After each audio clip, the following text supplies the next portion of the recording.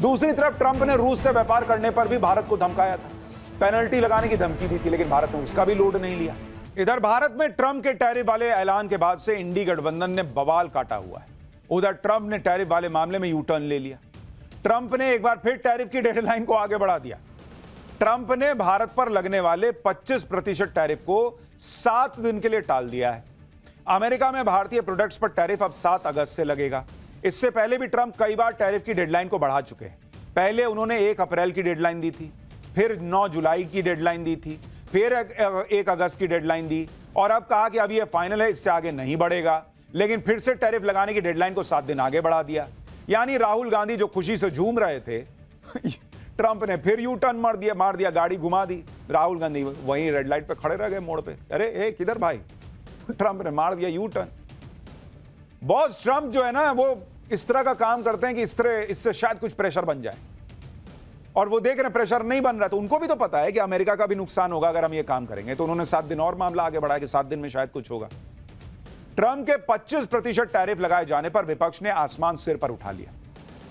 वो इसके लिए नरेंद्र मोदी को कोस रहे कि नरेंद्र मोदी ट्रंप को टैकल नहीं कर पाए, ढंग से ट्रंप से डील नहीं कर पाए। दोस्ती का क्या हुआ? तो दोस्ती का मतलब क्या था बॉस, कि नरेंद्र मोदी ट्रंप को कहते कि हेलो एक काम करो 5% लगाओ, तो वो ट्रंप 5% लगा देता।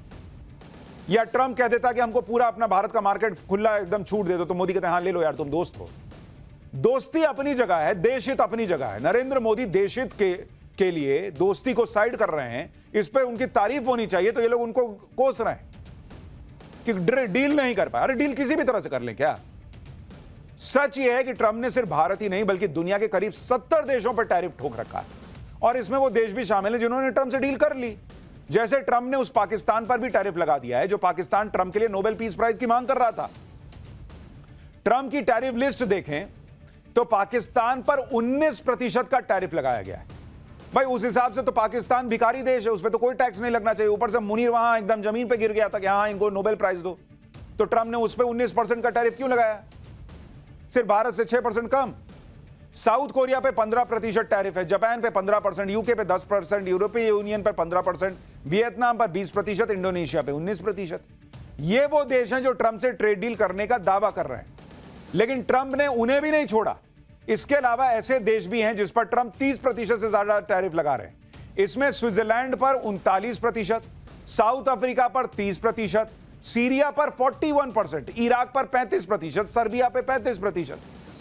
यानी ऐसा नहीं है कि ट्रंप सिर्फ भारत से उलझे हुए हैं या भारत के खिलाफ टैरिफ वाली प्रेशर पॉलिटिक्स अपना रहे हैं, बल्कि ट्रंप लगभग हर देश के साथ यही कांड कर रहे हैं। पूरी दुनिया ट्रंप के इसी दोहरे व्यवहार से परेशान है, लेकिन हमारे देश में अलग कहानी चल रही है। इधर ट्रंप ने 25% टैरिफ लगाकर भारत को झटका देने की कोशिश की, उधर भारत ने भी ट्रंप को नया झटका दे दिया, क्योंकि नया भारत है। टिट फॉर टैट वाला हिसाब चल रहा है। ऐसी खबरें हैं कि भारत अमेरिका से F-35 स्टील फाइटर जेट अब नहीं खरीदेगा।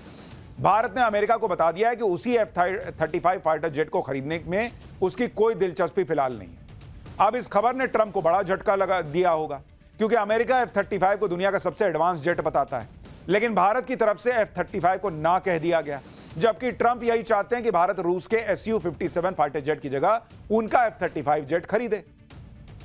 इस साल फरवरी में जब पीएम मोदी और ट्रंप मिले थे, तब भी ट्रंप ने भारत को F-35 फाइटर जेट खरीदने का ऑफर दिया था, लेकिन भारत ना ट्रेड डील के मामले में दबाव में आया, ना हथियार खरीदने के मामले में ट्रंप के दबाव में आया। तुम हम पे दबाव बनाओगे? नरेंद्र मोदी ने फाइल उठाई, F-35 की साइड रख दिया कि जाओ अभी देखेंगे ही नहीं। भारत तो वही करेगा जो उसके हित में होगा, खाली अमेरिका को प्रेशर बनाना आता है।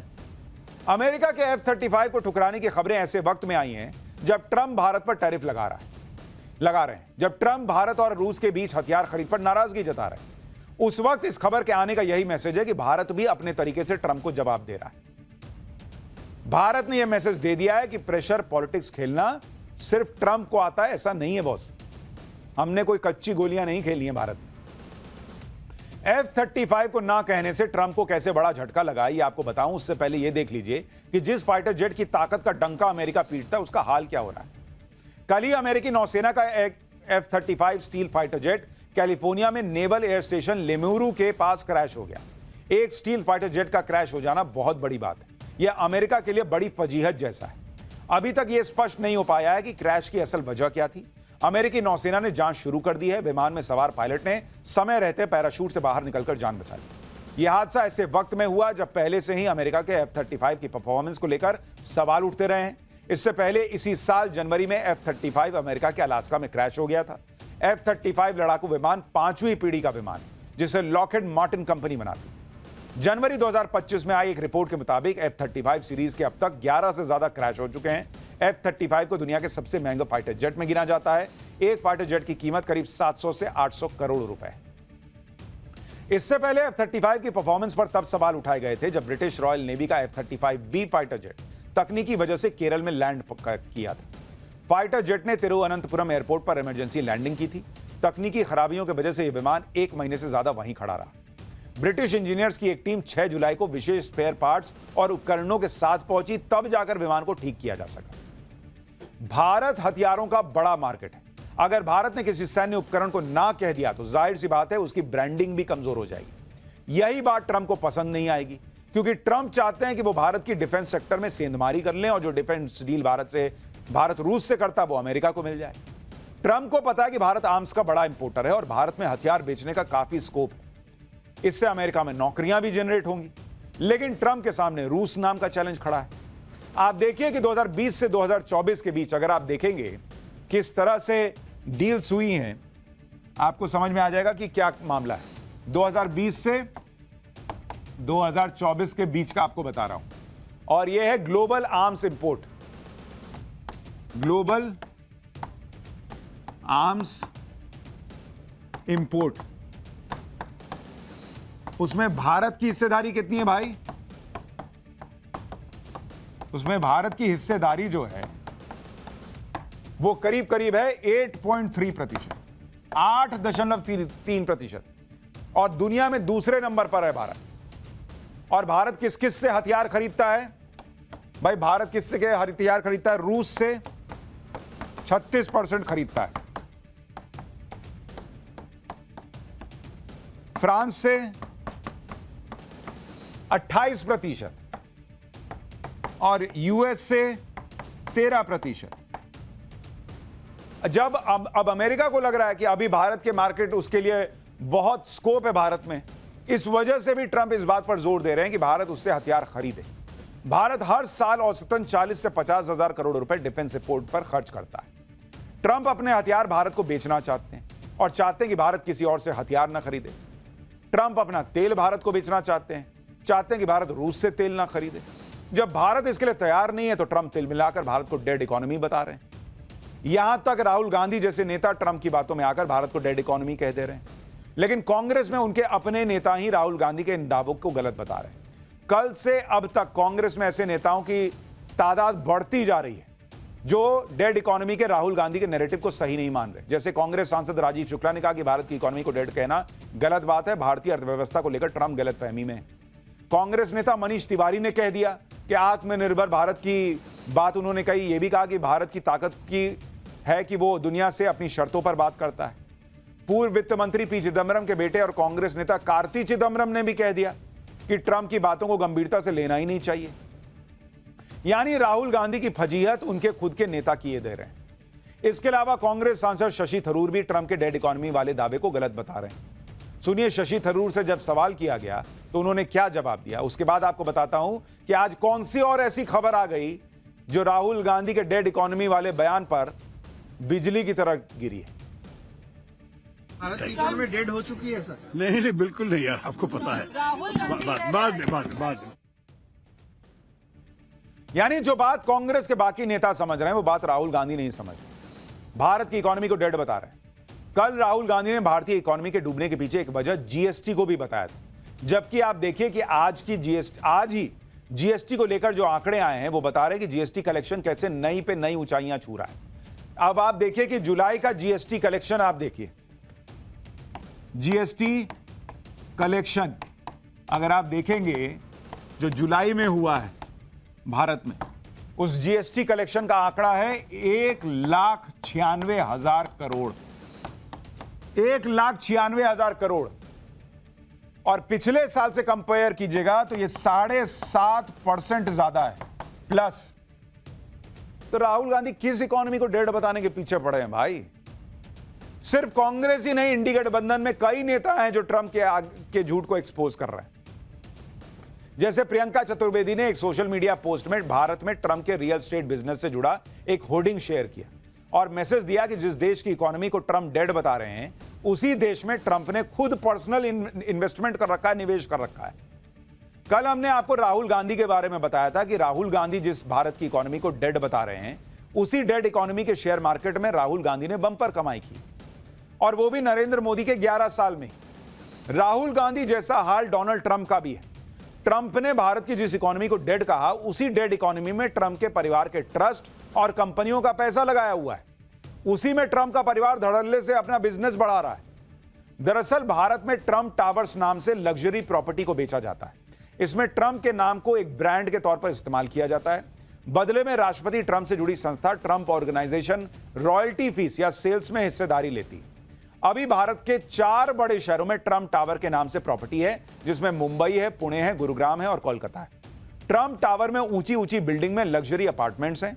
जैसे पुणे में इन प्रॉपर्टी की कीमत करीब 3,69,000 रुपए पर स्क्वायर फीट।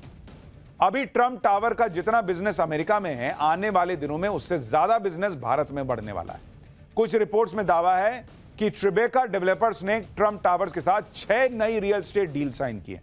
इसके तहत ट्रंप टावर्स का दायरा अब 4 शहरों से बढ़कर नोएडा, हैदराबाद, बेंगलुरु तक भी फैलेगा और इस डील में से 15,000 करोड़ रुपए की सेल होने का अनुमान है। हैदराबाद में जो ट्रंप टावर बनेंगे, 4 BHK की कॉस्ट 5.5 करोड़ रुपए तक होगी। अभी हाल ही में यह भी खबर आई थी कि गुरुग्राम में ट्रंप टावर से जुड़ी 298 प्रॉपर्टी पहले ही दिन बुक हो गई। इस डील की टोटल वैल्यू 3250 करोड़ रुपए रही।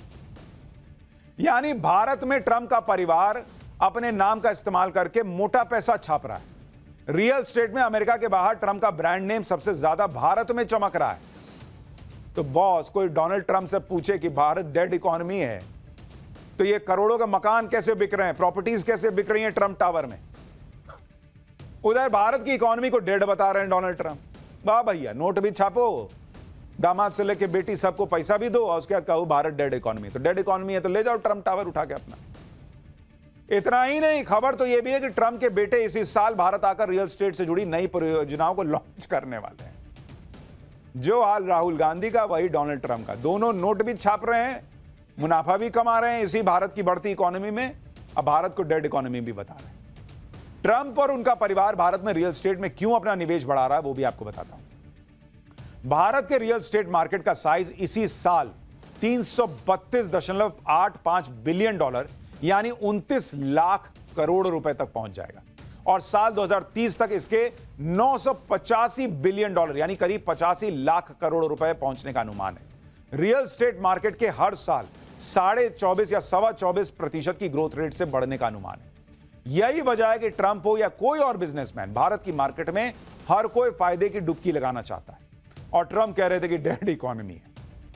ट्रंप टावर के जरिए ट्रंप और उनके परिवार ने भारत में अपना बिजनेस साल 2014 में बढ़ाया था, जब पीएम मोदी प्रधानमंत्री बने। तब मुंबई में ट्रंप टावर के लॉन्च होने के लिए डोनाल्ड ट्रंप भारत आए थे। उस वक्त वो अमेरिका के राष्ट्रपति नहीं थे, बल्कि एक बिजनेसमैन के तौर पर भारत आए थे। तब ट्रंप ने कहा था कि भारत निवेश के लिए बढ़िया जगह है। तब ट्रंप ने पीएम मोदी की तारीफ की थी और कहा था कि अब भारत में लोग जिस तरह से आ रहे हैं, शायद वैसा इलेक्शन से पहले नहीं आते। ट्रंप ने कहा था कि वो भारत में बड़ा निवेश करेंगे क्योंकि भारत निवेश के लिए बढ़िया जगह है। उस दौर में एक बिजनेसमैन के तौर पर ट्रंप का यह मानना था कि नरेंद्र मोदी के प्रधानमंत्री बनने से भारत को बहुत फायदा होगा। तो भाई ने खूब पैसा लगाया, पैसा कमाया, आज भी कमा रहे हैं। लेकिन अब चूंकि नरेंद्र मोदी ने कह दिया कि नहीं भाई, तुम्हारे शर्त पे थोड़ी दोस्त हो तो दोस्त हो, लेकिन देश थोड़ी छोड़ देंगे, तो भाई ने पैर पटकते कर दिया है डेड इकोनॉमी तुम्हारी। अब ट्रंप ट्रेड डील के चक्कर में भारत की इकोनॉमी को डेड बताने में लगे हैं। ट्रंप को रूस और भारत की दोस्ती से दिक्कत है, लेकिन आज विदेश मंत्रालय ने अमेरिका को सीधा मैसेज दे दिया कि रूस से दोस्ती पर कोई आंच नहीं आने वाली। विदेश मंत्रालय की तरफ से कहा गया कि भारत और रूस के बीच स्थिर साझेदारी है। भारत के अलग अलग देशों के साथ जो द्विपक्षीय संबंध है, उसे किसी तीसरे देश के नजरिए से नहीं देखा जाना चाहिए। यानी भारत ने सीधे सीधे अमेरिका को मैसेज दे दिया है कि वो रूस से दोस्ती को लेकर किसी भी देश के दबाव में नहीं आएगा। एक तरफ भारत है जो ट्रंप की धमकियों को धुएं में उड़ा रहा है और दूसरी तरफ पाकिस्तान है जो ट्रंप के आगे बिछा जा रहा है, ट्रंप के तलवे चाट रहा है और ऐसा लग रहा है कि ट्रंप भी अपनी इस तेल मालिश से खुश होकर पाकिस्तान पर मेहरबानियां लुटा रहे हैं। इससे उन्हें लगता है कि भारत पर दबाव बनाने में भी मौका मिलेगा। अब ट्रंप ने ऐलान किया है कि अमेरिका पाकिस्तान पर सिर्फ 19% टैरिफ लगाएगा, जो पूरे साउथ एशिया के किसी देश पर सबसे कम अमेरिकी टैरिफ। अरे इतनी दोस्ती है तो टैरिफ जीरो कर दो, वो तो वैसे ही भिखारी देश है, वो तो कर्जा ले लेके चल रहा है, तो उससे टैरिफ क्यों ले रहे हो?